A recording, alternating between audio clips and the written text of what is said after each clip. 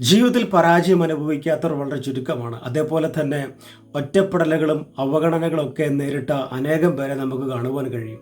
ഈ സാഹചര്യത്തിലൂടെ കടന്നു പോകാത്ത വ്യക്തികൾ വളരെ ചുരുക്കം തന്നെയായിരിക്കും. നമ്മളിൽ പലരും ഇത് കേൾക്കുമ്പോൾ പരാജയത്തിൻ്റെ അനുഭവങ്ങളിലൂടെ കടന്നു പോകുന്നവരുണ്ടാകും, പരാജയങ്ങളെ ജയിച്ചവരുണ്ടാകും, അവഗണനകളും ഒറ്റപ്പെടലുകളും ഒക്കെ ജീവിതത്തിൽ കടന്നു വന്ന് വേദനയോടെ നിൽക്കുന്ന സാഹചര്യങ്ങളുടെ നടുവിൽ ഈ ദൈവിക സന്ദേശം കേൾക്കുന്നവരുണ്ടാകും.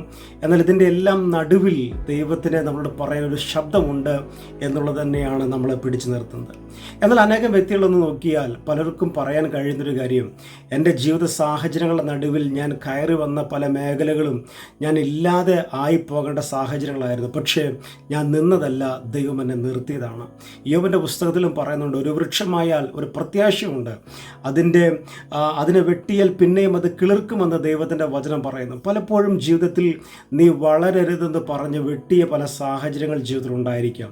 നീ ഫലം കായ്ക്കരുതെന്നും നീ ഉയർന്നു വരരുതെന്നൊക്കെ പറഞ്ഞ സാഹചര്യങ്ങൾ ജീവിതത്തിൽ ഉണ്ടായിരിക്കാം, വെട്ടിക്കളഞ്ഞ മേഖലകൾ. പക്ഷെ അതിൻ്റെ നടുവിൽ വചനം പറയുന്ന, ഒരു വൃക്ഷമായാൽ പ്രത്യാശയുണ്ട്, അതിനെ വെട്ടിയാൽ വീണ്ടും കിളിർക്കും. വെള്ളത്തിൻ്റെ ഗന്ധമടിക്കുമ്പോൾ അത് വീണ്ടും ഇളം തിളിർ വിടാതിരിക്കത്തില്ലെന്ന് ദൈവത്തിൻ്റെ വചനം പറയുന്നെങ്കിൽ, വെട്ടിയ മേഖലകളുടെ നടുവിൽ ദൈവം നിനക്കൊരു കിളിർപ്പ് തരും. വിശ്വസിക്കുക. God bless you.